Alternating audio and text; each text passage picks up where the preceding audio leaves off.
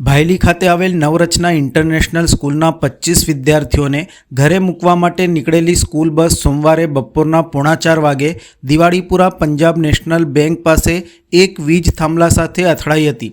થાંભલા ઉપરથી તૂટીને પડેલો વીજ વાયર જીવંત થવાથી વીજ કંપનીની ટીમ સ્થળ ઉપર દોડી આવી હતી। જીપીએસ લોકેશનના આધારે કેટલાક વિદ્યાર્થીઓના વાલીઓ સ્થળ ઉપર આવી પહોંચ્યા હતા।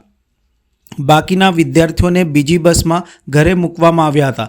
આ બનાવમાં કોઈ ઈજા કે જાનહાનિનો બનાવ બન્યો ન હતો।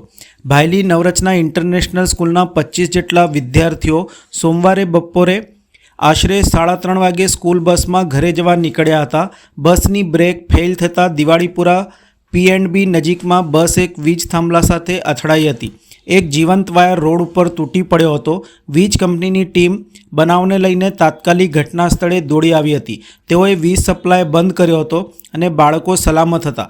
સ્કૂલ બસનો કોન્ટ્રાક્ટ ધરાવતા ટ્રાવેલ સંચાલકે બીજી બસ મોકલાવી હતી અને વિદ્યાર્થીઓને ઘરે છોડ્યા હતા।